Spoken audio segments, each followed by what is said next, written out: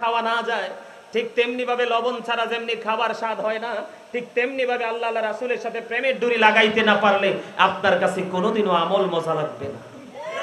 আর আমল যদি মজাই না লাগে, আপনাকে সারা জীবন প্রেসার ক্রিয়েট করে আপনাকে কি করানো যাবে না, আমল করানো যাবে না। কোরআন শরীফের 19 পারা সূরা শুআরা 88 নম্বর আয়াতে আল্লাহ বলেছেন, ইয়াউমা লা ইয়ানফাউ মালু ওয়ালা বানুন, আপনার ধন সম্পদ সন্তান সন্ততি একটাও কাজে লাগবে না। কি করলেন? আরে সত্যিকারের মুমিনের কি মাথা ঠিক থাকতে পারে? এই আলোচনা শোনার পরে কথা বলেন, মাথা ঠিক থাকতে পারে? পারে না, পারে না। বলে হুজুর এই কথাগুলো কেন বললেন? একদিকে রাসূলের কাছে নিয়ে গেছি আপনাকে, কারণ রাসূলের আদর্শটা যেন আপনার মধ্যে প্রতিষ্ঠিত করতে পারেন, কারণ এছাড়া কোনো উপায় নাই। দেখিয়ে দিয়েছে কে? আল্লাহ দেখিয়ে দিয়েছে। কে দিকে দিয়েছে? আরো জোরে বলেন না, আল্লাহ। আপনার আমার সমাজের মধ্যে গীবত আছে না নাই? আরো জোরে বলেন, গীবত আছে না নাই? পরনিন্দা আছে না নাই? চুগলখড়ি আছে না নাই? আছে না? এই জন্য আমি ছোট্ট একটা আয়াত আজকে তেলাওয়াত করেছি। আমার আল্লাহ বলেছেন, ইয়া আইয়ুহাল্লাযীনা আমানু কু আনফুসাকুম ওয়া আহলিকুম নার। আমার আল্লাহ ঈমানদারকে ডেকে বলেছেন, তুমি জাহান্নাম থেকে বাঁচো এবং তোমার পরিবারকে আহলকেও জাহান্নাম থেকে বাঁচাও। O believers, save yourself and your families from the fire. আল্লাহ ঈমানদারকে ডেকে বলেছেন, তুমিও জাহান্নাম থেকে বাঁচো, তোমার পরিবারকেও জাহান্নাম থেকে বাঁচাও। এখন আমি তো দেখতে পাচ্ছি আপনার আমার পরিবার জাহান্নামের মধ্যেই আছে। বন্ধুরে আবার ও দিগুনি গ্রামের আমার ভাই, আমার বাবা গো, আমার মা, আমার বোনেরা, আমি সবাইকে বলবো হৃদয়ের জানালা করে শোনো গো। আমার নবীজি জানিয়ে দিয়েছেন, হাদিস শরীফের মধ্যে এসেছে, আপনার আমার প্রাণের রাসূল তিনি বলে দিয়েছেন, আমি আমার উম্মতগুলোকে মাজায় ধরে ধরে জাহান্নাম থেকে বাঁচাতে চাই, কিন্তু আমার উম্মতগুলো আমার হাত ফসকে জাহান্নামে চলে যায়। জোরে জোরে বলুন না নাউজুবিল্লাহ। নবীজি কি বলেছে? আমি আমার উম্মতগুলোকে মাঝায় ধরে ধরে জাহান্নাম থেকে বাঁচাতে চাই, কিন্তু আমার উম্মতগুলো আমার হাত ফসকে জাহান্নামে চলে যায়। বলে হুজুর এটা কেমন করে সম্ভব গো?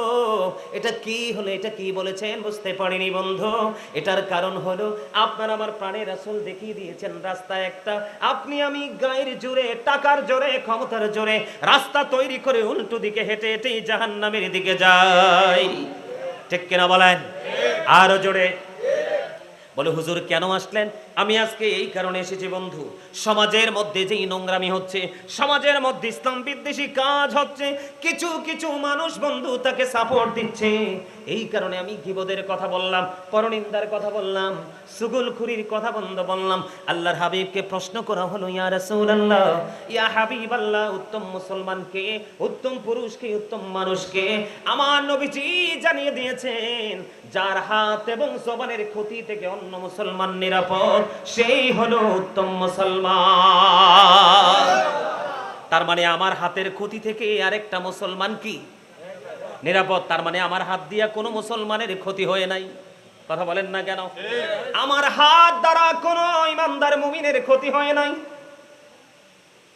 এরপরে রাসূল বলেছেন জবানের কথা বন্ধু, অত্যন্ত ভয়ঙ্কর হলো এই জবানটা, অত্যন্ত ভয়ঙ্কর। কত ভয়ঙ্কর আমি আপনাদেরকে বলে বোঝাতে পারবো না।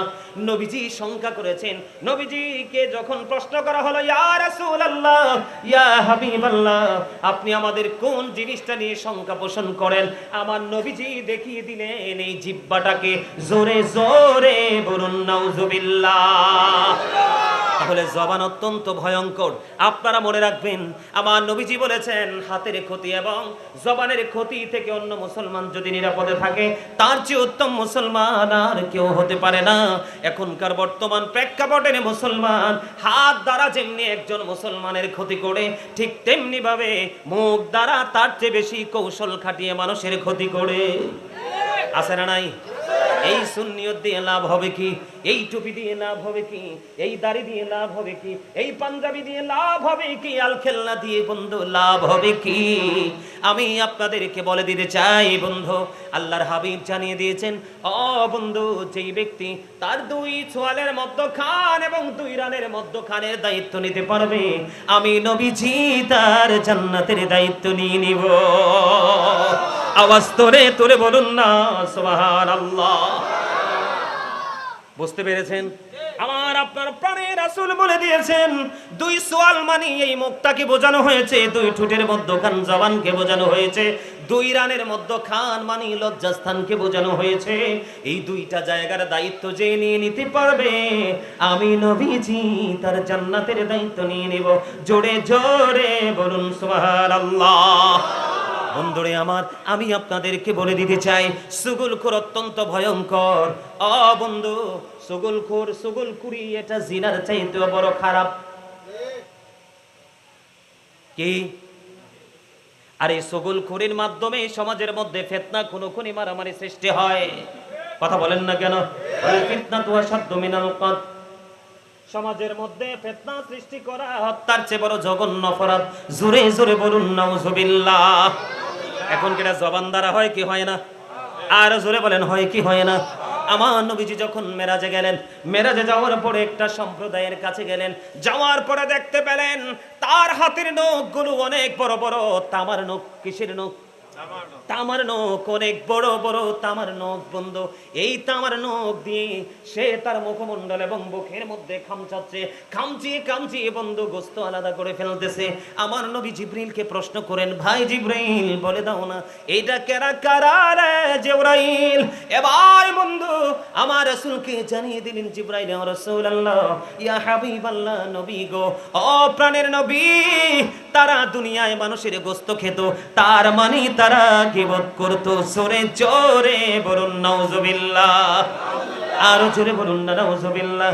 বন্ধুরে আমার, এখানেই শুধু ক্ষান্ত নয়, হযরতে আবু হুরায়রা রাদিয়াল্লাহু তাআলা আনহু থেকে হাদিস কানা বর্ণিত, আপনার আমার প্রাণের নবীজি তিনি বন্ধু বলে দিয়েছেন, কাল হাসরের ময়দানে যারা সুগুলখুরি করেছেন, গীবত করেছেন, সমাজের মধ্যে হট্টগোল সৃষ্টি করেছেন, ঘরে ঘরে শান্তির বার্তাকে পালাতে বাধ্য করেছেন, অশান্তি সৃষ্টি করেছেন, ওই সমস্ত মানুষগুলোর সামনে যারা গীবত করেছিল, তাদেরকে যার গীবত করেছিল তার মৃতদেহটা তার সামনে নিয়ে যাওয়া হবে।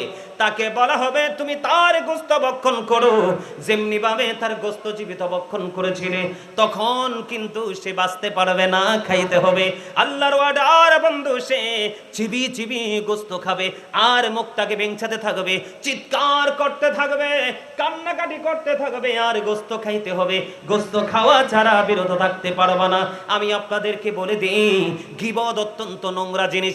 আপনি যার বদনাম করবেন, যার বিরুদ্ধে সুগুলখুরি করবেন, তার পাপগুলো আপনার আমলনামায় আসবে, আর যার বদনাম করতেছে না তার আমলনামায় আপনার নেকগুলো ট্রান্সফার হয়ে যাবে।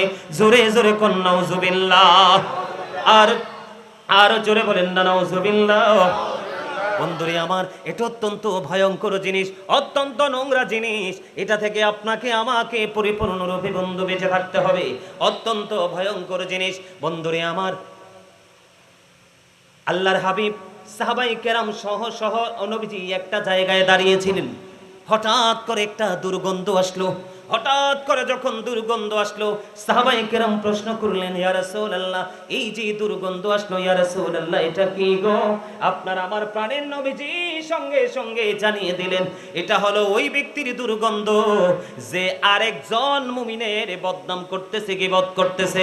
জোরে জোরে বলুন না নাউজুবিল্লাহ। আরো জোরে বলেন না নাউজুবিল্লাহ। তার মানে আপনি যখন কারো গীবত করবেন, ও বন্ধু, আপনার থেকে দুর্গন্ধ ছড়াতে থাকবে। আমি আপনাদেরকে বলে দিতে চাই, এই যে গীবত করতেছেন, সুগুলখুরি করতেছেন, এই ঘরের ঝগড়া ওই ঘরে লাগাচ্ছেন, এই বাড়ির ঝগড়া ওই বাড়িতে লাগাচ্ছেন, এই দোকান থেকে ট্রান্সফার করে আরেক দোকানে লাগাচ্ছেন, এই বাড়ির রাস্তার মধ্যে অনেক ডিস্টেন্স, মাঝখানে ঝগড়া সৃষ্টি করে দিলেন। এটা আপনি আপনার উপর বড় ধরনের জুলুম করলেন। কি করলেন? জুলুম বুঝেননি? আরো জোরে বলেন না, জুলুম বুঝেননি? বন্ধুরে আমার, করোনা কালে জুলুম নিয়ে ছোট্ট একটা গজল লিখেছিলাম, একটু কি শোনাবো? আরো জোরে বলেন। আমার লেখা, আমার সুর, আমি একটু কি শোনাতে পারি? শুনবেন? জুলুম যারা করেলা বন্ধু, হারাইলা দুকুল, জনম জনম কি দিও তোমার হবে না মাসুল।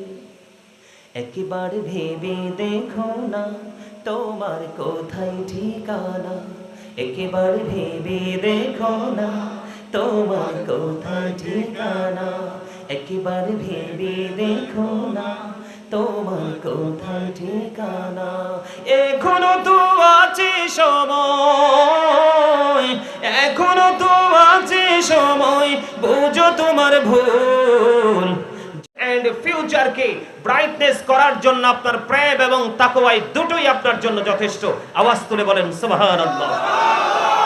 আপনি কিন্তু শুধু এখানে বসলেই চলবে না, নামাজ পড়লেই শুধু নামাজি হওয়া যায় না, মাহফিলে আসলেই শুধু মাহফিলের শ্রোতা হওয়া যায় না।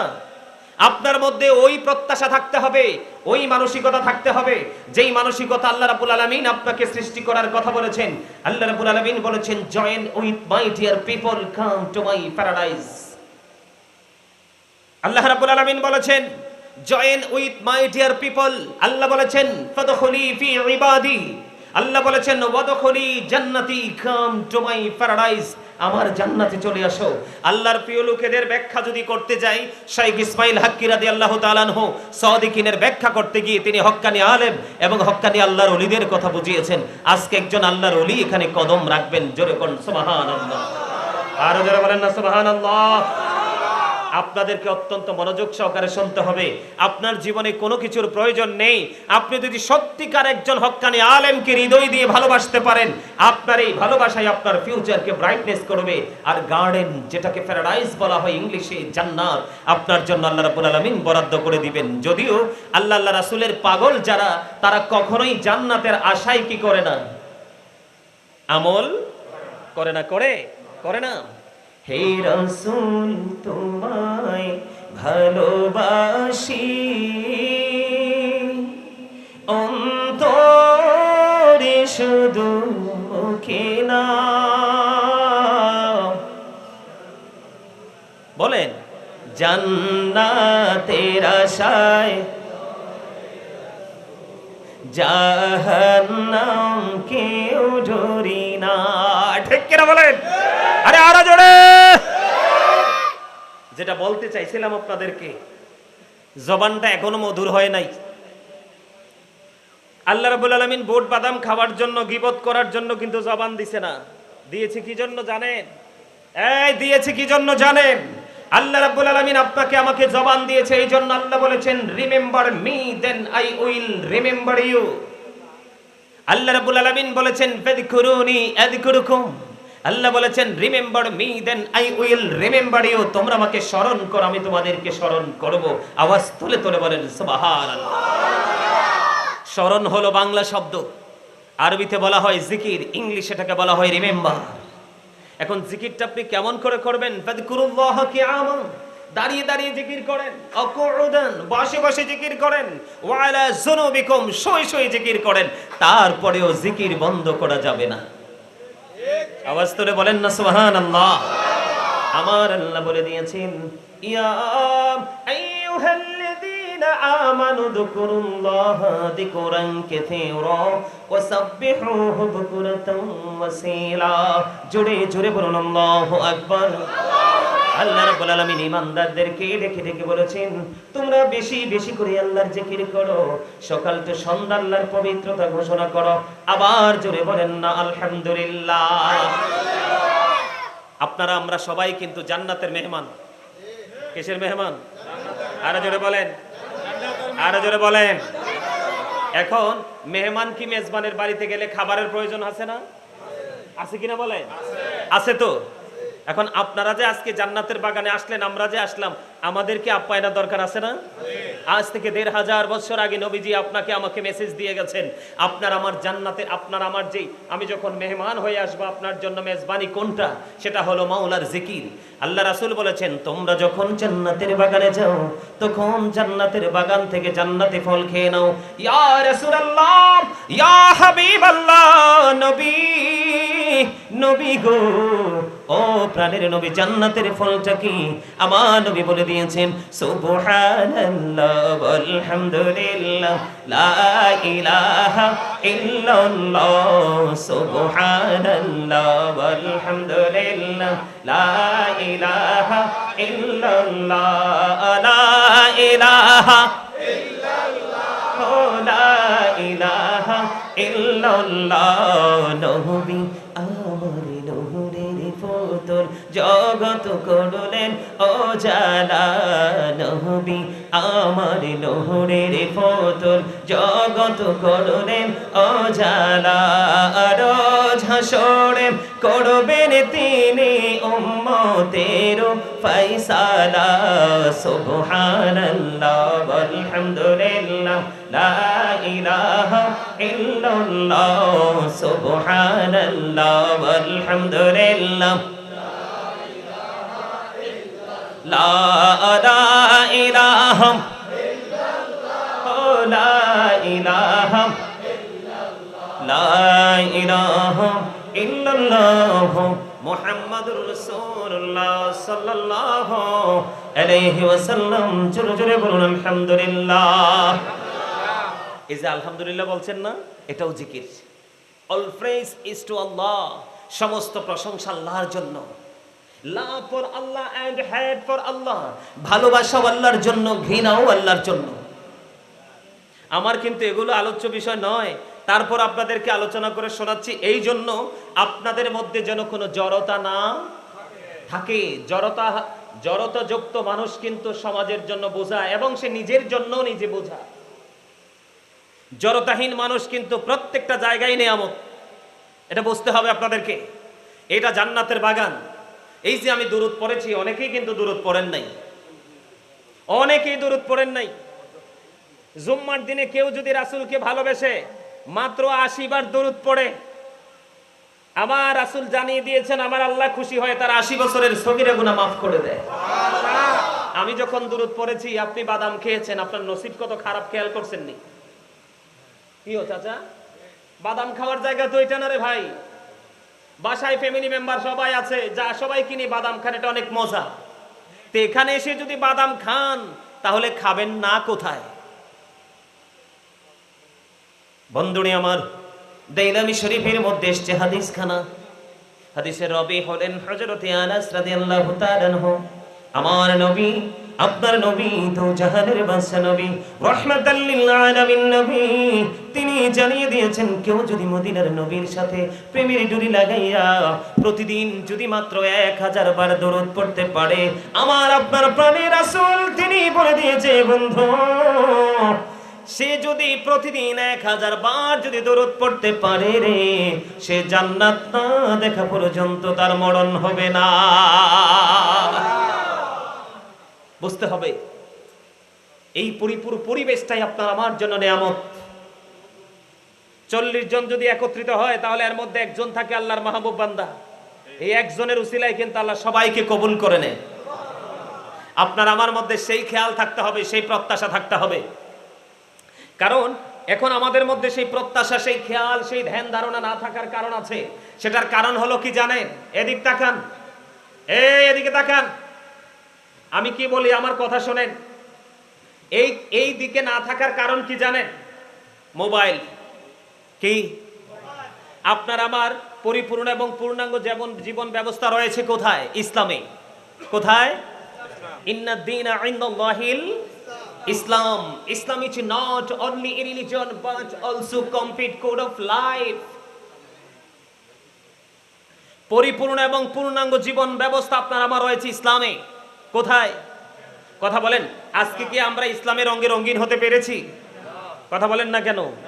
ইসলামের নির্যাস কোনটা? আপনার আমার প্রাণের নবী। সুবহানাল্লাহ বলেন। ইসলামের নির্যাস কি? আপনার আমার প্রাণের রাসূল। আল্লাহ রাব্বুল আলামিন আপনাকে আমাকে কি বলেছে জানেন? জানেন না। কারণ জানবেন কোত্থেকে? মোবাইলের মাধ্যমে কন্টিনিউয়াসলি আপনারা ইহুদিদেরকে ফলো করতেছেন, তাদের সংস্কৃতি লালন করতেছেন। কি বলেন মিয়া ভাই? হ্যাঁ, ইহুদিদেরকে। কাকে?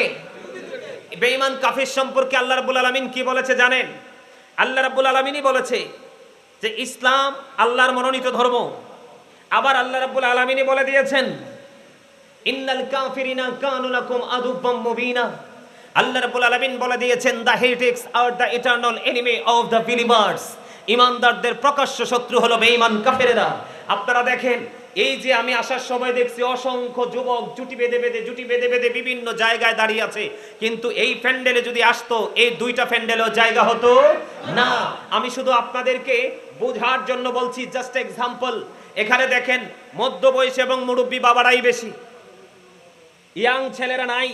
কেন নাই জানেন? এই না থাকার কারণ হলো এটার জন্য বাবা মা দায়ী, 100% বাবা মা দায়ী। আপনাদেরকে ভুলে গেলে চলবে না। Every parent should take care their children very carefully. প্রত্যেকটা পিতামাতার উচিত সন্তানের দায়িত্ব যত্ন সহকারে পালন করা। আর আমরা সন্তান হিসাবে আমাদের উচিত we should Obi our parents. কারণ মা বাবাকে কষ্ট দেওয়া হারাম, তাদেরকে অমান্য করা হারাম, তাদের অবাধ্য হওয়া হারাম, তাদেরকে ভালোবাসা সম্মান করা রেসপেক্ট করা এটা একজন সন্তানের জন্য ফরজ। আজকে আপনার সন্তান ভাই, এই যে মিয়া ভাই, আপনাদের কথাগুলো কিন্তু এখানে কাউন্ট হচ্ছে। এখানে তো আপনাদের কথা বলার কোনো দরকার নাই। আমি আবারও বলছি, আমি কি বলি আপনারা মন দিয়ে শোনেন। আমি বর্তমান প্রেক্ষাপটের উপরে টপিকস আকারে আজকে আলোচনা করব, লং করে কথা বলবো না। মা বাবাকে ভালোবাসা ফরজ, মা বাবাকে কষ্ট দেওয়া হারাম। এখনকার সন্তান কি সে মা বাবাকে যে ভালোবাসা ফরজ এটা কি জানে? জানে না। কেন জানে না জানেন? তার একটা মাত্র কারণ, সেটা হলো আল্লাহ রাব্বুল আলামিন বলেছেন, কুল ইন কুনতুম তুহিব্বুনাল্লাহা ফাত্তাবিউনি ইউহিব্বুকুমুল্লাহু ওয়া ইয়াগফিরু লাকুম যুনুবাকুম আল্লাহু গফুরুর রহিম।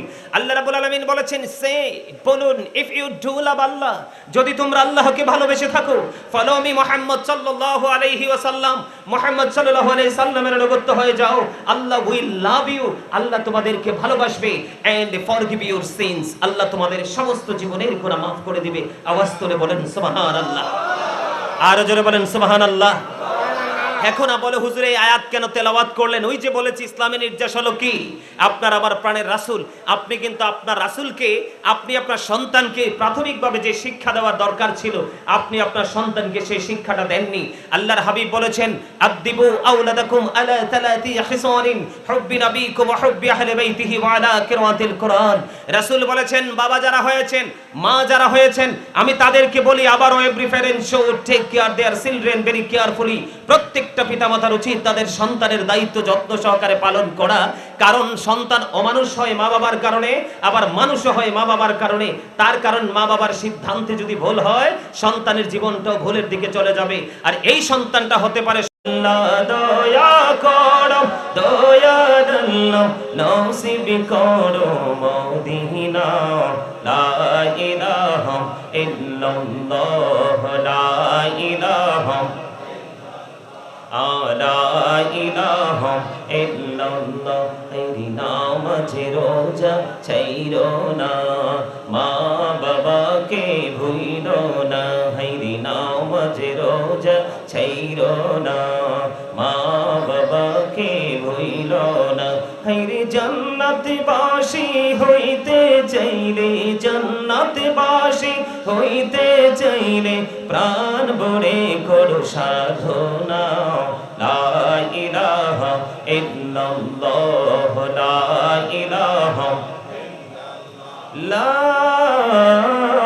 ইলাহা ইল্লাল্লাহ মুহাম্মাদুর রাসূলুল্লাহ সাল্লাল্লাহু আলাইহি ওয়াসাল্লাম। আল্লাহ আল্লাহ আল্লাহ আল্লাহ, মহব্বতে আল্লাহ আল্লাহ আল্লাহ আল্লাহ আল্লাহ আল্লাহ। নামেতে এত মধু, এই নামেতে এত মধু, জাহানিনি তো আগের দয়া, জাহানিনি তো আগে। যতই জপি নামটি তোমার, যতই জপি নামটি তোমার, ততই মধুর লাগে দয়া, ততই মধুর লাগে। আল্লাহ আল্লাহ আল্লাহ আল্লাহ আল্লাহ আল্লাহ আল্লাহ আল্লাহ। মনটা শুধু খুঁজে দিবানিশি কেমন করে বলবো গো দয়াল কেমন করে বলবো গো দয়াল তোমায় ভালোবাসি আল্লাহ আল্লাহ আল্লাহ আল্লাহ আল্লাহ আল্লাহ প্রেমেরা নাম করে গো নবী মেহরাজেতে যাইয়া দয়াল প্রভু দিলেন মেরাজ দয়াল প্রভু দিলেন মেরাজ মুমিনের লাগিয়া আল্লাহ আল্লাহ আল্লাহ আল্লাহ আল্লাহ আল্লাহ আল্লাহ আল্লাহ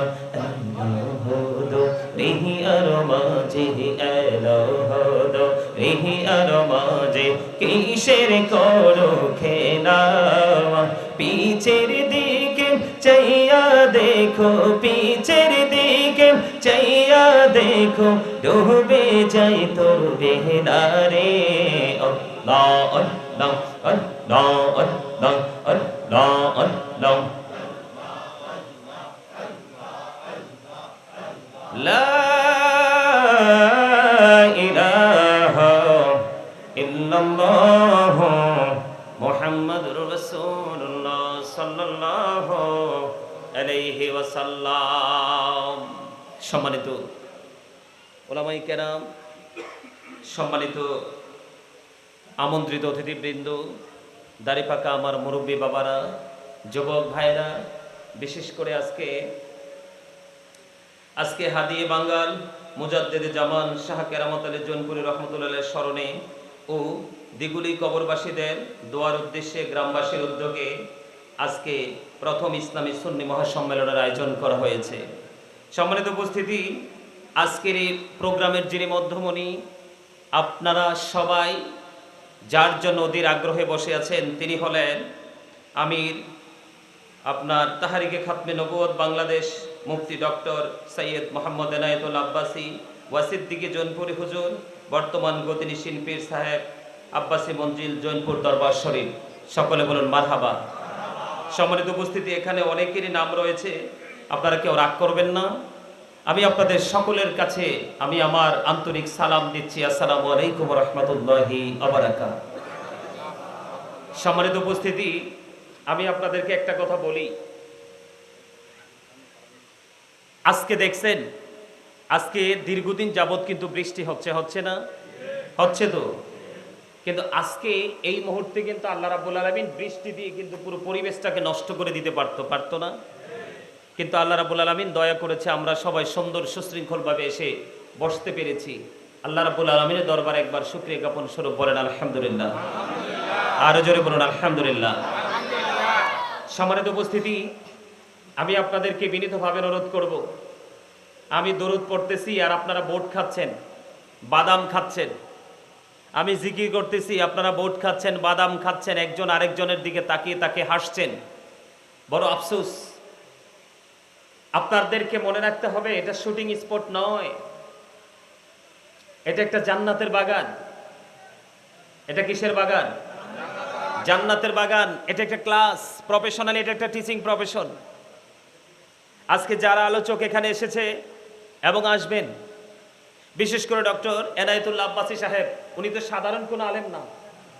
কথা বলেন না কেন?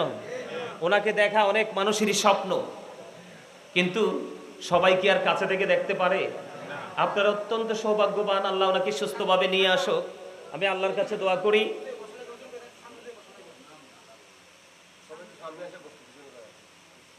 আমি আছি তো এখানে, আপনারা দয়া করে সাইড থেকে কেউ কথা বলবেন না। কি বলছি বুঝতে পারছে? এখানেও সাইডে অনেক জায়গা আছে, ঠিক আছে?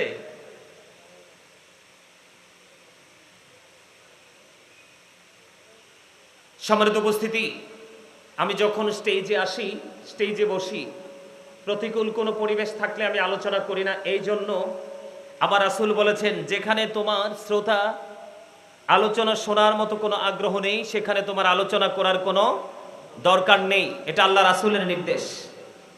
কার নির্দেশ? এই আপনারা কথা বলতে হবে। আল্লাহ আপনাকে জবান দিছে ইচ্ছে মতো চিবি চিবি পান খাওয়ার জন্য নয়, চা দোকানে বসে বসে চা খাবেন আর এই বাড়ি ও বাড়ির বদনাম করবেন, এটার জন্য নয়। কোন শপিং কমপ্লেক্স, কোন কোলাহল পরিবেশ, কোন ফ্রেন্ড সার্কেল নিয়ে অপ্রাসঙ্গিকভাবে বক্তব্য দিয়ে দিয়ে টাইম পাস করবেন, সেটার জন্য আল্লাহ রাব্বুল আলামিন আপনাকে জবান দেয় নাই। আপনার জীবনে বোবা মানুষ যদি দেখে থাকেন, তাহলে আপনার শিক্ষার জন্য ওই পার্সনটাই যথেষ্ট, আর বেশি প্রয়োজন নেই। আমি যখন আলোচনায় বসি, আমার ফার্স্ট কন্ডিশন, আপনারা সবাই চলে উপরে আসেন, আসেন আসেন, সবাই আমার কাছে এসে পড়েন, একদম কাছাকাছি আসেন ভাই, সবাই আসেন, আসেন সবাই সামনের দিকে আসেন, সবাই সামনের দিকে এসে কাছাকাছি বসেন, গ্যাপ রেখে বসা যাবে না। এই তো চমৎকার, আসেন সবাই সামনের দিকে চলে আসেন। আর আপনারা এখানে যারা উপস্থিত হয়েছেন, আমার কাছে মনে হয় সব খাঁটি সোনা, কারণ মুরব্বীদের অন্তর আল্লাহ রাসূলের প্রেমে ভরা। বর্তমান প্রজন্মের ম্যাক্সিমাম যুবক যুবতীদের অন্তর হিংসা, নোংরামি আর আত্মগরিমায় ভরা। আপনি আমার কথায় তো মন নাই, মন যদি থাকতো তাহলে ঠিকটা আরো মজা হইতো। এইভাবে বসছেন কেন? সবাইকে কাছাকাছি হয়ে সুন্দর করে একটা সৌন্দর্য বর্ধিত হয়, এভাবে বসতে হবে। আসেন, এই সামনে গ্যাপ কেন? চাচা সামনে আসেন। গ্যাপ রাখা যাবে না, গ্যাপ থাকলে আপনাকে শয়তান এসে ডিস্টার্ব করবে। আপনার মাঝখানে গ্যাপ থাকা মানেই সমস্যা, গ্যাপ রাখা যাবে না। সবাই এই যে এই জায়গাটা যে সুন্দর দেখছেন, এখানে কিন্তু একদম মৌচাকে মৌমাছি যেভাবে বসে সেভাবে বসছে। এই আপনারা যারা পিছনে আসেন সবাই সামনে চলে আসেন না, সবাই চলে আসেন। সম্মানিত উপস্থিতি, আমি আপনাদের কি বলি, আপনারা কেন এসেছেন এই জান্নাতের বাগানে? নেয়ামতের আশা করে না? কথা বলেন। নেয়ামতের আশা করেই তো আসছেন। যদি নেয়ামতের আশা করে বসে থাকেন, তাহলে আমি আপনাদেরকে কিছু ইনস্ট্রাকশন দিব, যেটা আমার আলোচনার বাহিরের কথা। আমার আজকে আপনাদেরকে আমি যে প্রথম শর্ত, ফার্স্ট কন্ডিশন, যেটা স্টপ ইউর মাউথ এভরিবডি, সকলের জবানকে বন্ধ রাখতে হবে। সেকেন্ড যে কন্ডিশন, দ্বিতীয় শর্ত, you listening my lecture very attentively, আমার কথা সবাইকে মন দিয়ে শুনতে হবে। থার্ড কন্ডিশন, আমার চাচা একটু আগে মাইকে বলেছেন, আমি আলোচনা শুরু করার পূর্বেই তিনি বলেছেন, যদি আপনি সামিয়ানার নিচে না আসেন, মাহফিলের এই জান্নাতের বাগানের সৌন্দর্য বিনষ্ট করবেন না, বাইরে দাঁড়িয়ে থেকে আপনি আউটে চলে যান। সেই কথাটা উনি আগে বলে ফেলেছে, আমি কিন্তু বলতাম না। এই এলোমেলো পরিবেশ দেখে বলছি। আমার ব্যক্তিগতভাবে থার্ড কন্ডিশন হলো, আপনি যদি বলেন হুজুর আই সে ডোন্ট অ্যাকসেপ্টেবল, আমি বলবো I say go to your seat out of sight, আপনি আপনার সীমানা ছেড়ে বাড়ি চলে যাবেন। কারণ আপনি এখানে দাঁড়িয়ে থেকে কোনো লাভ নেই, এটা কোনো সিটিং স্পট নয়।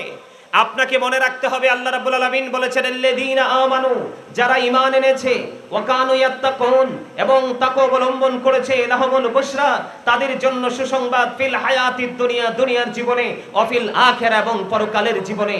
আল্লাহ রাব্বুল আলামিন আপনাকে জানিয়ে দিয়েছে, O believers you fear me, আল্লাহ ঈমানদারদেরকে ডেকে বলেছেন, তোমরা আমাকে ভয় করো।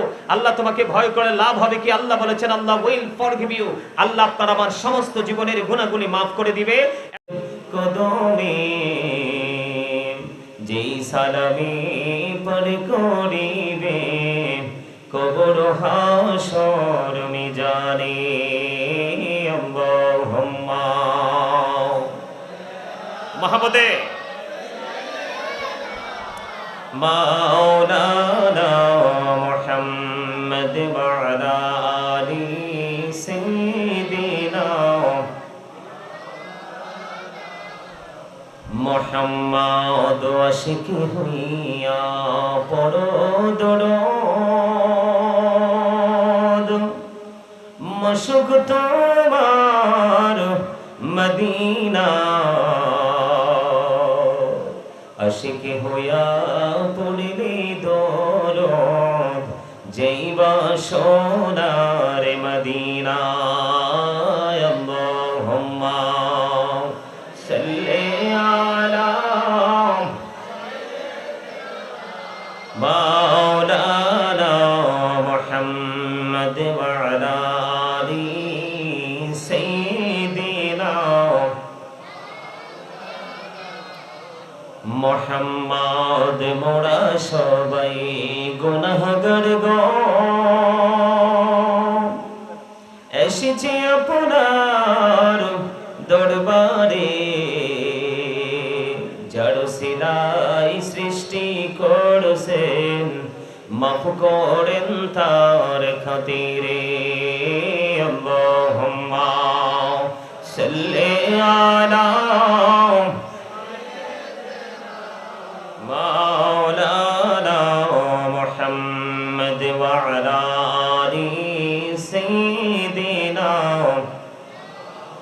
মাওলানা মুহাম্মদ লা ইলাহা ইল্লাল্লাহ লা ইলাহা লা ইলাহা ইল্লাল্লাহ লা ইলাহা। এই কত সুন্দরী মদিনা, যাইতে এই মন দিওয়ানা। হাইরে কত সুন্দর মদিনা, যাইতে এই মন দিওয়ানা। হাইরে দয়া করো অভিশাপ, জাতির জন্য অভিশাপ, এমনও হতে পারে গোটা বাংলাদেশের জন্য অভিশাপ। ঠিক কিনা বলেন? হতে পারে কি পারে না? আপনি যদি লাইন ক্রস করেন, আল্লাহর হাবিব কি বলেছেন? আদিবু আওলাদাকুম আলা থালাতি খিসালিন হুব্বি নবিকুম ওয়া হুব্বি আহলি বাইতিহি ওয়া আলা কিরামাতিল কুরআন। রাসূল বলেছেন, তোমরা তোমাদের সন্তানদেরকে তিনটি বিষয় টিচিং দাও। ইয়া রাসূলুল্লাহ, ইয়া হাবিবাল্লাহ, নবী গো, তিনটি বিষয় কি? আমার নবীজি জানিয়ে দিয়েছেন, হুব্বি নবিকুম teach the love of the prophet. নবীর ভালোবাসা শেখাও, কারণ নবীর ভালোবাসার মধ্যে নেগেটিভ এবং পজিটিভ আইডেন্টিফাই করার, কম্পেয়ার করার সিস্টেম রয়েছে। ওমা কথা বলে না? আপনি যখন নবীকে ভালোবাসবেন, নবী যেটা করেছে আপনি সেটা করবেন, নবীজি যেটা করেনি আপনি সেটা করবেন না। এটাই তো বাস্তবতা। ঠিক কিনা বলেন? আরো জোরে বলেন। আপনার আমার প্রাণের নবীজি আরো বলেছেন, হুব্বি আহলি বাইতিহি, নবীর পরিবারের ভালোবাসা শিখাও, নবীর আহলে বাইতের ভালোবাসা শিখাও, কারণ ওই ভালোবাসা ফরজ এবং ঈমান। আসেনি সেই খবর আসেনি বাবা মার? না না না, আপনি মনে রাখবেন, সন্তানকে একজন বাবা মা সত্যিকারের সুশিক্ষায় শিক্ষিত করে যাওয়া, এর চেয়ে বড় সম্পদ আর কিছুই দিয়ে যেতে পারে না। আপনি মনে করেন বিঘায় বিঘায় জমি কিনে দিয়ে যাব, ও বন্ধু ডুপ্লেক্স বাড়ি করে দিয়ে যাব, ব্যাংক ব্যালেন্স করে দিয়ে যাব, এটা বাবা মার পক্ষ থেকে সন্তানের জন্য বড় নিয়ামত নয়। সবচেয়ে বড় নিয়ামত হলো দ্বীনের শিক্ষায় শিক্ষিত করে নূরের আলোয় আলোকিত করে দিয়ে যাওয়া। আপনার আমার প্রাণের রাসূল আরো বলে দিয়েছেন, ওয়া আলা কিরাতিল কুরআন, কোরআন তেলাওয়াত শেখাও। আজকে কি সেই শিক্ষা আপনার আমার মাঝে আছে? আমরা কি সন্তানকে দিচ্ছি না? পৃথিবী নিয়ে কম্পিটিশন করতেছি। আমি আপনাদেরকে বলে দেই, সূরা আলে ইমরানের 185 নম্বর আয়াতের শেষ অংশে আমার আল্লাহ বলে দিয়েছেন, ওয়াল হায়াতুদ দুনিয়া ইল্লা মাতাউল গুরুর। এই দুনিয়ার জীবন, এই পৃথিবীর জীবন, এই জিন্দেগির একটা ধোঁকা। জোরে জোরে বলেন নাউজুবিল্লাহ।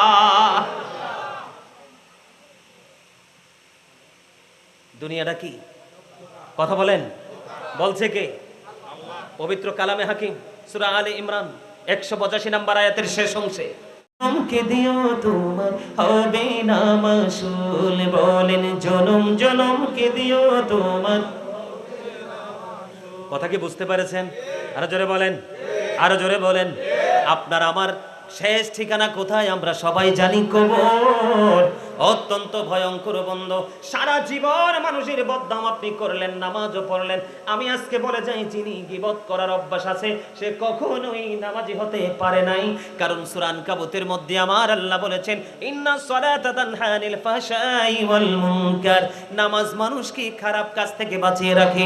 যেই মানুষটা নামাজ পড়ার পরে সুদ খায়, যেই মানুষটা নামাজ পড়ার পরে মিথ্যা কথা বলে, যেই মানুষটা নামাজ পড়ার পরে পরের হক নষ্ট করে, বিশেষ করে গীবত বলতে বলতে নিজের জীবনের আমলগুলো বিনষ্ট করে দেয়, সে কখনোই নামাজি হতে পারে না।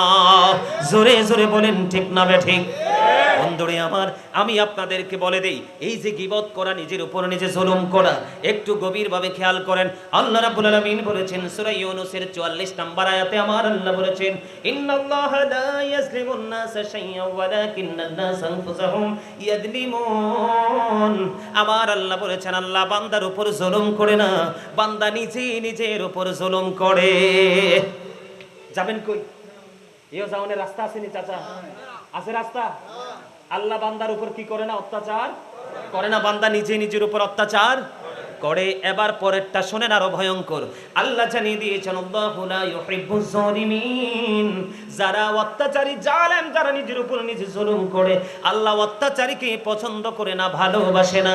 আমার আল্লাহ আরো বলে দিয়েছেন আমারে জালিমিন মিন আনসার, জালেমরা যখন বিপদে পড়ে আমার আল্লাহ তাদের জন্য কোনো সাহায্যকারীও রাখে না। হাদিস শরীফ, ছোট্ট একটা হাদিস, আপনারা জানেন কিনা জানে না, শুনেছেন নিশ্চয়। আল্লাহ রাসূল বলেছেন, যেই ব্যক্তি কোনো মানুষের দোষ দুনিয়ায় গোপন রাখবে আমার আল্লাহ তার দোষ দুনিয়া এবং আখিরাতে গোপন রাখবে। জোরে জোরে কোন সুবহানাল্লাহ। তাহলে আজকে দেখে আমরা গীবত করব না ছাড়বো? আরো জোরে বলেন, আরো জোরে বলেন। গীবত ছাড়তে হবে। কারণ হলো বন্ধু, আপনি যদি আমল শূন্য হয়ে যান আপনার কবর অত্যন্ত ভয়ঙ্কর। আল্লাহর হাবিব বলে দিয়েছেন কবরু রাওজাতুম মির রিয়াদিল জান্নাতি ওয়া হুফরাতুম মিন হুবারিন নার, কবর জান্নাতের একটা বাগান হবে, জাহান্নামের একটা গর্ত হবে। যদি আপনি গীবত করতে করতে করতে করতে যদি আপনি কবরে যান, অত্যন্ত ভয়ঙ্কর খবর। এই পৃথিবীর বুকে আপনি অসুস্থ হলে হসপিটাল আছে, অভাবে পড়লে কোনো না কোনো মানুষ সাহায্য করার জন্য ছুটে আসে। কথা বলেন না কেন? আরো জোরে বলেন। আসে কি আসে না? কিন্তু ওপারটা এত ভয়ঙ্কর হবে বন্ধু, ওপারটা এত মারাত্মক হবে যে আমি আপনাদেরকে বলে বোঝাতে পারবো না। অত্যন্ত ভয়ঙ্কর আযাব ওই বন্ধু গীবতকারীদের জন্য অপেক্ষা করতেছে। কিন্তু দুঃখজনক হলেও সত্য, ওখানে যতই কষ্ট পান আমার আল্লাহ বলেছেন লা ইয়ামুতু, মরার কোনো সুযোগ নাই। আল্লাহ বলেছেন ফিহা ওয়ালা ইয়াহইয়া, বাঁচারও কোনো সুযোগ নেই। আমার আল্লাহ বলে দিয়েছেন ওমা হুমান হাবি গায়িবিন, ওখান থেকে পালাবারও কোনো সুযোগ নাই। বাঁচতেও পারবো না, মরতেও পারবো না, পালাতেও পারবো না। তাহলে এটা ছাড়বো না কি ধরবো? আরো জোরে বলেন না। বুঝতে পেরেছেন? ওই যে মরা ভাইয়ের গোশত খাইতে দেওয়া হবে, খাইতে হবে। লা ইয়ামুতু, মরার সুযোগ নাই। ফিহা ওয়ালা ইয়াহইয়া, বাঁচার সুযোগ নাই। ওমা হুম আনহাবি গায়িবিন, ওখান থেকে পালিয়ে যাওয়ার কোনো সুযোগ নাই। আল্লাহ বলেছেন people will not die that day, people will not be able to live that day, people will not be able to escape that day. বাঁচতেও পারবা না, মরতেও পারবা না, সেদিন পালাতেও পারবা না। তোমাদের জন্য খাবার কি বরাদ্দ আছে জানো? ভাইয়েরা আমার, আপনারা জানেন না। ও দ্বিগুণের আমার ভাই, আমার বাবা, আমি আমার মা বোনদেরকে ডেকে ডেকে বলবো, তুমি তোমার ইচ্ছে মতো পৃথিবীতে খাবার খেতে পারো, যদিও তুমি কন্টিনিউ অপরাধের সাথে যুক্ত, কিন্তু বারটা হবে অত্যন্ত ভয়ঙ্কর। জাহান্নামীদের জন্য এই যারা গীবত করবে তাদের ঠিকানা হবে জাহান্নাম। আমার আল্লাহ বলে দিয়েছেন তাদের জন্য খাবার, হাদিস শরীফের মধ্যে এসেছে তিনাতুল খাবার। ইয়া রাসূলুল্লাহ, এই তিনাতুল খাবারটা কি? আমার নবীজি বলেছেন আরেকটা জাহান্নামীর নিংড়ানো রক্তপুঞ্জ। ওমা নাউজুবিল্লাহ বলেন না কেন? আরে ভাই, একজন পচে যাবে, লিকুইড হবে, দুর্গন্ধ হয়ে যাবে, কিন্তু সেটা আপনাকে খেতে হবে। ওই যে বললাম না, আল্লাহর কোরআন হাদিস হইলে বলতো ফেক, ঠিক কিনা? তো কোরআন তো অস্বীকার করার সুযোগ নেই। আল্লাহ বলেছেন লা ইয়ামুতু, মরার সুযোগ নাই। ফিহা ওয়ালা ইয়াহইয়া, বাঁচার সুযোগ নাই। ওয়া হুম আনহাবি গায়িবিন, পালাবার সুযোগ নাই। করবেনটা কি? তাহলে আমরা কি করব? গীবত থেকে দূরে। চা দোকানে যত বেশি কম যাবেন আপনার দ্বারা গীবত তত কম হবে। তোমার কথা কয় না? আপনাদের এলাকায় কিছু ফাত্রা বউ আছে না? বউ, হাউস ওয়াইফ, গৃহিণী, যার কাজ শুধু রান্না করা। কি করা? দেখবেন ভাতের ডেক চুলা থেকে তোলার পরে আর ঘরে নাই, ডিউটি রাউন্ড একটা দিয়ে দেখবেন আবার আইছে। কথা কন না কেন? ভুল বলছি? যেটা মানুষের ঘরে ঘরে দৌড়ায় এটাই ডিস্টার্ব। তেঁতুল গাছে কি আসে? তাল গাছে, আম গাছে, নারকেল গাছে। আরে না, নারকেল গাছে কলা ধরে। তাইলে আমি ভুল কইছি না? হ্যাঁ, আমি তো ভুলে কইছি। নারকেল গাছে কলা আসবে কোত্থেকে? নারকেল গাছে নারকেলই ধরবে। আজকে সমাজ দূষিত হওয়ার জন্য দায়ী হলো বাবা এবং মা। বিয়ে দেওয়ার সময় মেয়ের 1000 বার খবর নেবেন। ছেলে বিয়ে করানোর সময়, মেয়ে বিয়ে দেওয়ার সময় ছেলের 1000 বার খবর নেবেন। তাহলে আর সমাজেই ভোগান্তি পোহাতে হবে না। এখনকার ছেলেরা ধর্মভীরু নয়। এটা হলো আরেকটা টপিক। গীবত নিয়ে যতটুকু বোঝার আশা করি বুঝে গেছেন, আর বেশি বললে ভুলে যাবেন। এবার আসেন বর্তমান সমাজ দিয়ে আরেকটা আলোচনা করতে চাই, করব। আপনার কাছে থাকার কথা কোরআন, আপনার কাছে আছে মোবাইল। কথা বলেন না কেন? ছোট্ট ছোট্ট টপিকস। এখনকার ছেলেরা আল্লাহ রাসূলের প্রেমে মগ্ন না, গান বাদ্যযন্ত্র নিয়ে পাগল। কথা বলেন না কেন? সেটার জন্য দায়ী হলো বাবা মা। ওই যে বলেছি হাদিস শরীফ শিক্ষা তো দেন নাই। আমার দিকে তাকান, আল্লাহ রাসূলের হাদিস, the music and musical instrument will be increased. কিয়ামতের পূর্বক্ষণে গান বাদ্যযন্ত্র বেড়ে যাবে, এটা কিয়ামতের অন্যতম একটা আলামত। নাউজুবিল্লাহ বলেন, আরো জোরে। বিয়ের কথা হলেই বন্ধু মিউজিক ব্র্যান্ড পার্টি, সুন্নাতে খাতনা হলেই বন্ধু মিউজিক শুরু হয়ে যায়। আমি আপনাদেরকে বলি, ছোট্ট টপিক দিয়ে দেই, আমার আপনার প্রাণের রাসূল বলে দিয়েছেন, মাঠে পানি দিলে যেমনি ফসল জন্ম হয়, গান থেকেও তেমনি মানুষের মনের গড়ে নোংরামি তৈরি হয়। আওয়াজ তুলে নাউজুবিল্লাহ। নবীজির কথা কি অবিশ্বাস করার কোনো সুযোগ আছে? হযরত মুহাম্মদ সাল্লাল্লাহু আলাইহি সাল্লাম was born in Arab country. His father's name was Abdullah. His mother's name was Jamina.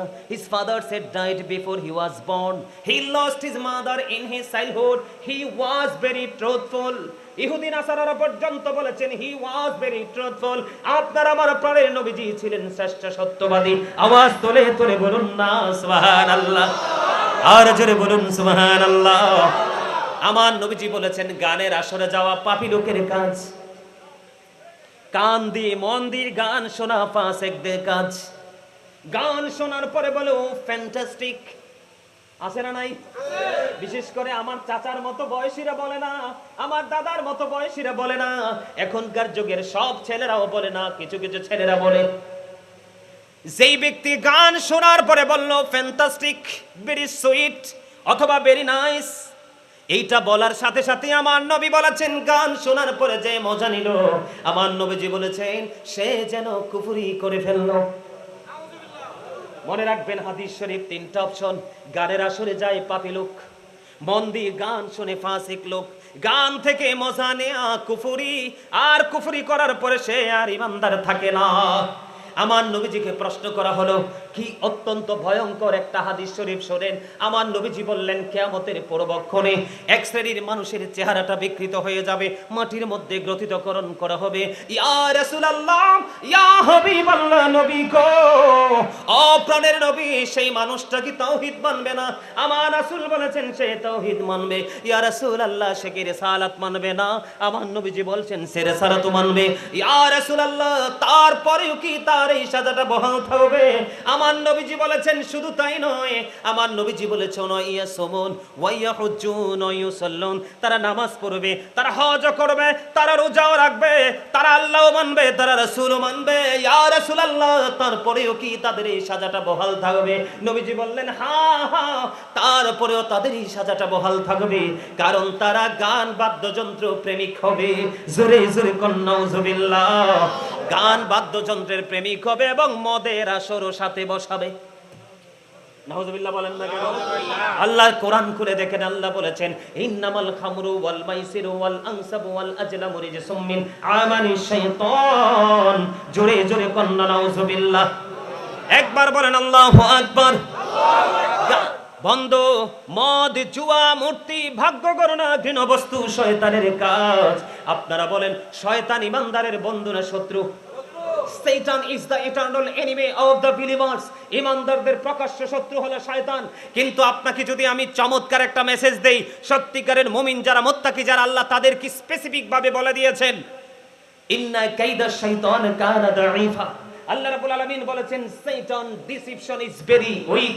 শয়তানের ধোঁকা মুমিন মুত্তাকিদের জন্য একেবারে দুর্বল, হাজার চেষ্টা করেও মুমিনকে ধোঁকা দিতে পারে না।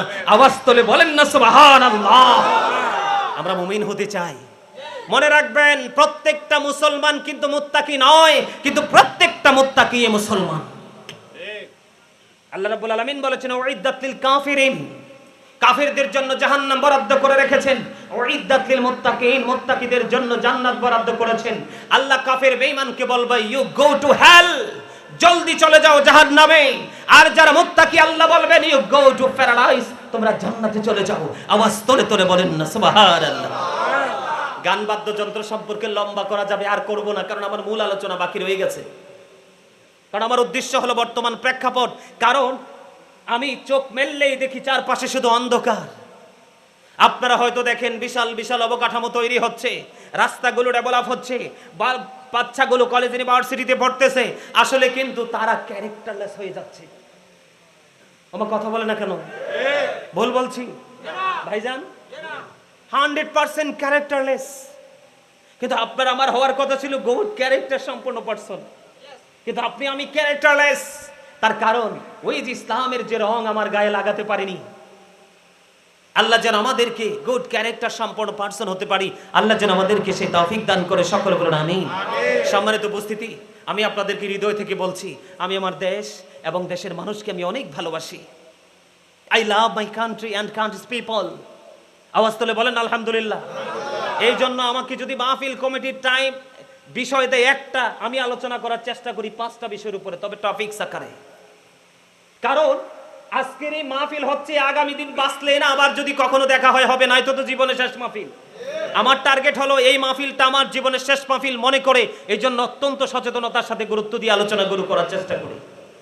গেল গান বাদ্যযন্ত্র, সমাজের মধ্যে সবচেয়ে বড় বোঝা হয়ে গেল বাবা মা। কথা বলেন না কেন? এখনকার ছেলেরা বিয়ে করার পরে বাবা মাকে আর নিতে চায় না, বাবা মা সবচেয়ে বড় বোঝা হয়। আমি এই দিগুলি বরুড়া দিগুলি গ্রামের ইয়াং মেনদেরকে বলে দিতে চাই, Paradise of the child under the feet of the mother. মায়ের পায়ের নিচেই তোমার সন্তানের জান্নাত। তুমি মায়ের কলিজায় আগুন দিয়ে গোটা পৃথিবীর নারীকে খুশি করো, তোমার জান্নাত নসিবে জুটবে না। কারণ আল্লাহ রাব্বুল আলামিন অপেক্ষায় থাকে সন্তানের পক্ষে মা নিয়ে একটা পজিটিভ সিটি লেখে। মায়ের একটা পজিটিভ সিটি তোমার পুরো ফিউচারকে ব্রাইটনেস করতে পারে। আওয়াজ তুলে বলেন না সুবহানাল্লাহ। নবীকে প্রশ্ন করা হলো, ইয়া রাসূলুল্লাহ, ইয়া হাবিবাল্লাহ, নবী গো, ও প্রাণের নবী, নবী গো, আমার কাছ থেকে সবচেয়ে উত্তম আচরণ পাওয়ার হক কার বেশি? আমার নবীজি বললেন, ক্বালা উম্মুকা, তোমার মা। খেয়াল করেন, আবার প্রশ্ন করা হলো, ক্বালা সুম্মা মান, তারপরে কে? নবীজি বললেন, ক্বালা উম্মুকা, তোমার মা। আবার প্রশ্ন করা হলো, ক্বালা সুম্মা মান, তারপরে কে? নবীজি বললেন, ক্বালা উম্মুকা, তোমার মা। আবার প্রশ্ন করা হলো, ক্বালা সুম্মা মান, তারপরে কে? আমার নবীজি বললেন, ক্বালা আবুকা, তোমার বাবা। ছোট্ট একটা বড় এক লম্বা হাদিস, ছোট্ট একটা অংশ বিশেষ আমি আপনাদেরকে শোনাই। আল্লাহর একজন প্রিয় বান্দা ছিল, যার নাম ছিল হযরতে জুরাইজ। এমন একজন আল্লাহওয়ালা ছিল, এমন একজন বুজুর্গ ছিল বন্ধু, তিনি আপনার আমার মতো লোকালয়ে আমল করতো না, তিনি লোকালয়ে থেকে একটু দূরে গিয়ে আমল করতে তিনি পছন্দ করত। ও দিগুলি গ্রামের যুবক, দুই খুলে শোনো, এই ছোট্ট হাদিসের অংশ বিশেষ আমি তোমাদেরকে বাঁচানোর জন্য এসেছি রে বন্ধু। এই জন্য বলে দিতে চাই, ওই যুবকটা মাটির একটা হুজরা বানালেন ইবাদত করার জন্য। একদিন জুরাইজ নামাজের নিয়ত বেঁধে ফেললেন। ওই নামাজের নিয়ত করা অবস্থায় তার মা চলে গেলেন, যাইয়া বাহির থেকে ডাকে, বাবা জুরাইজ তুমি কোথায়? বের হয়ে আসো। জুরাইজ তো নামাজের নিয়ত বেঁধে ফেলেছেন। জুরাইজ আল্লাহকে ডেকে ডেকে বলে, আল্লাহ, আমি কি নামাজ পড়বো নাকি মায়ের ডাকে সাড়া দিব? তিনি মায়ের ডাকে সাড়া না দিয়ে নামাজ শেষ করলেন। নামাজ শেষ করার পরে তিনি বাইরে আসলেন। বাইরে এসে দেখে আজকে মা নাই। বুখারী শরীফের হাদিস, মা চলে গেছে। আজকের দিন চলে গেল।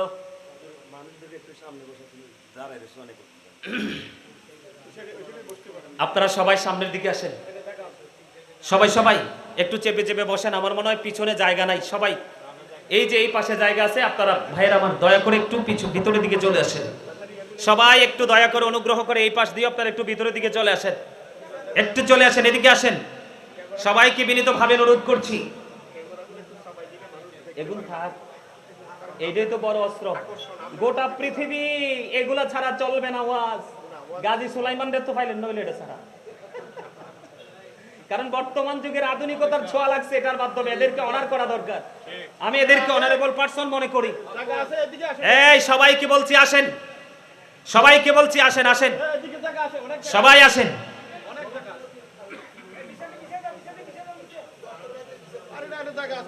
হৃদয়ের গভীরে রেখেছি যারে, নূর নবীরে আমার প্রিয় নবীরে, নূর নবীরে আমার প্রিয় নবীরে। হৃদয়ের গভীরে রেখেছি যারে, নূর নবীরে আমার প্রিয় নবীরে, নবীরে আমার প্রিয় নবীরে। অন্যায় অনাচারে ভরা ছিল জগৎ, ভরা ছিল। দয়ার নবী মায়ার নবী এসে সবই দূর করিল। দয়ার নবী মায়ার নবী এসে সবই দূর করিল। এমন নবীর শানমান কি করে করি বয়ান, এমন নবীর শানমান কি করে করি বয়ান, সেই নবীকে ভালোবাসি মনে প্রাণে রে। নূর নবী রে আমার প্রিয় নবী রে, নূর নবী রে আমার প্রিয় নবী রে। জোরে জোরে বলেন মারহাবা। বন্ধু নামাজ শেষ করে জুরি চাইয়া দেখলেন মা নাই। আজকের দিন চলে গেল, পরের দিন আবার আসলেন মা। আবার এসে দেখেন জুরিস নামাজরত অবস্থায়। আজকেও মা ডাকে, জুরিস মায়ের ডাকে সাড়া দেয় না। তিনি নামাজ চালিয়ে গেলেন। আজকেও মা চলে গেল। 2 দিন খেয়াল করেন হাদিস শরীফের মধ্যে এসেছে। তৃতীয় দিন আবার মা দুঃখিনী আসলো, বাবা জুরিস আমি মা এসেছি। আজকেও জুরিস নামাজরত অবস্থায়। 3 দিন চলে গেল বন্ধু, মায়ের সাথে দেখা করলো না। 3 দিন একে একে 3 দিন আসলো। ছেলে কিন্তু মাকে কোনো বকা দেয় নাই, কোনো ধরনের অপমান করে নাই, নামাজ পড়তেছে কি। 3 দিন চলে গেল। 3 দিন আসার পরে যখন মায়ের সাথে দেখা করলো না জুরিজ, এবার মা দুঃখিনী অনেক বেশি রাগ করলেন। রাগের চোটে তিনি বাড়ি চলে যাচ্ছেন আর বলতে লাগলেন, আল্লাহ 3 দিন এসেছি ছেলেটার সাথে দেখা করার জন্য, ছেলেটা দেখা দিল না, তাকে বেশ্যা মহিলার মুখ না দেখাইয়া মরণ দিও না।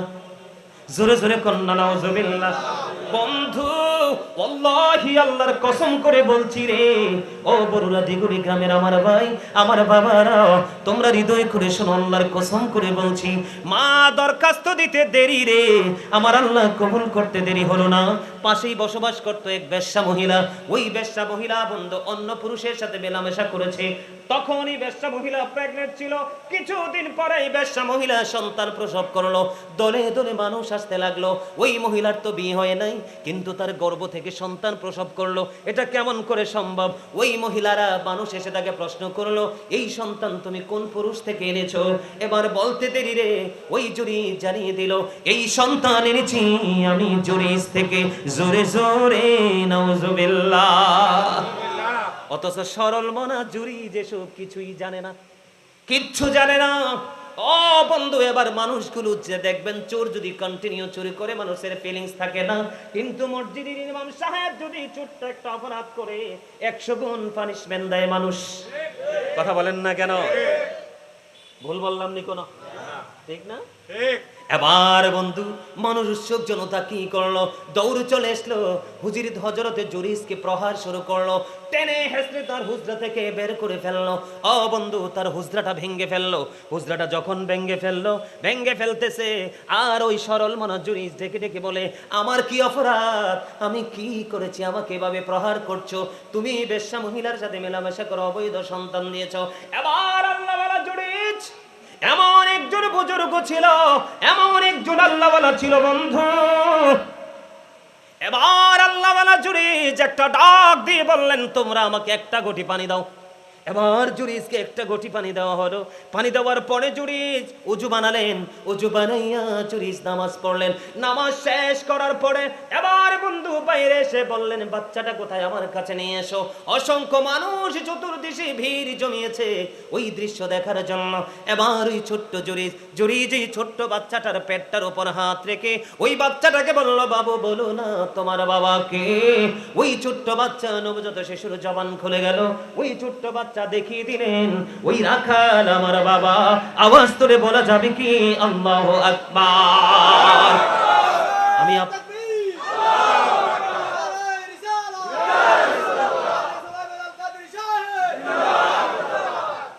সুন্নিয়তের প্রেমের বাগানে স্লোগান নিয়ে দিলে প্রেম জমে না, ঠিক না বেটি? এতক্ষণে মোটামুটি একটু মজা আসছে, ঠিক কিনা বলেন? বন্ধুরি আমার, আমি আপনাদেরকে বোঝাই, জুরি যেমন আল্লাহওয়ালা, আপনি আমি যদি সারাদিন একটা বাচ্চার বুকের উপর পেটের উপর হাত দিয়ে বলে, বাবু কথা বলো, বলবে না। কিন্তু জুরি যেমন আল্লাহওয়ালা বুজুর্গ ছিল, হাতটা দিতে দেরি রে, বাচ্চাটা কথা বলতে দেরি করলো না।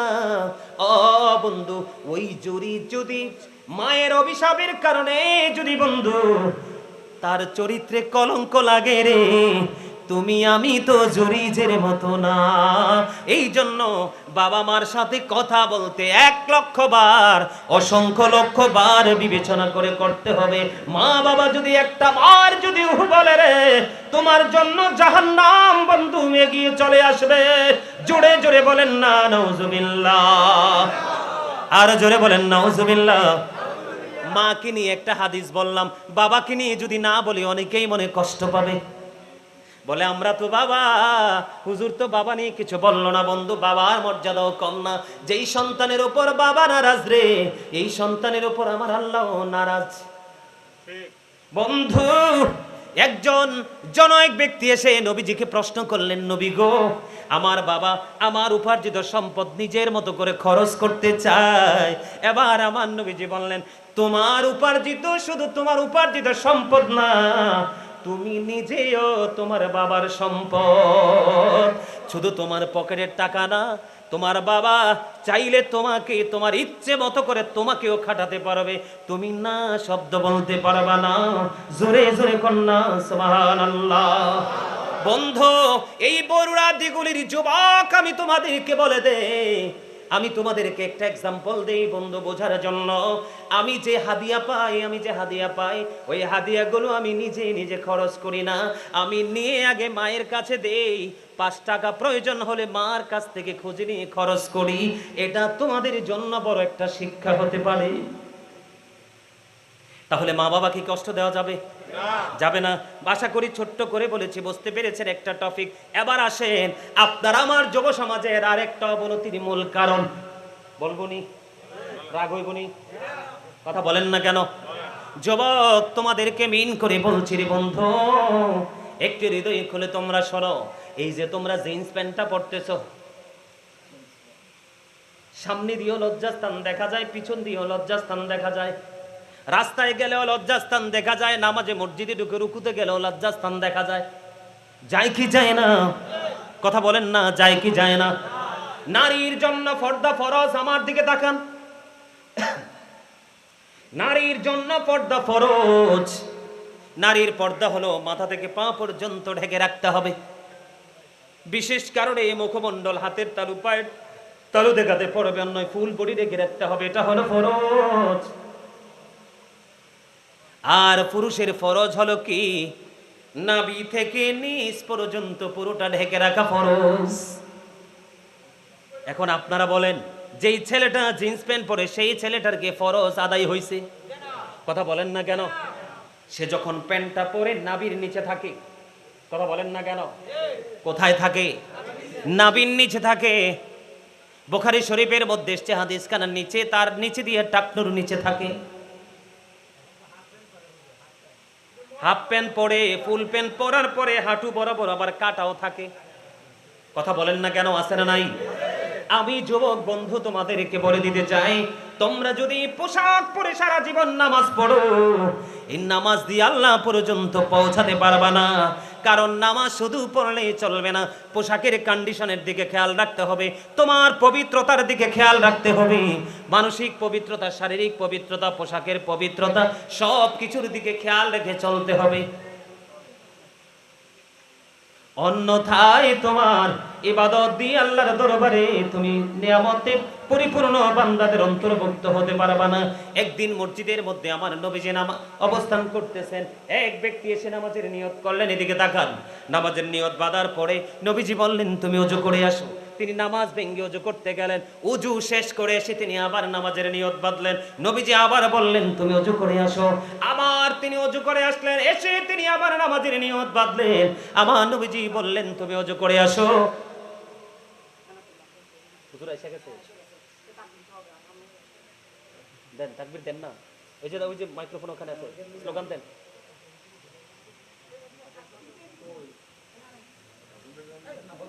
হুজুর কি স্টেজে চলে আসবে এখন? নারে তাকবীর, আল্লাহু আকবার, রিসালাত, ইয়া রাসূলুল্লাহ, আহলে সুন্নাত ওয়াল জামাত জিন্দাবাদ জিন্দাবাদ, মাওলানা এনায়েতুল্লাহ আব্বাসী সাহেব জিন্দাবাদ জিন্দাবাদ।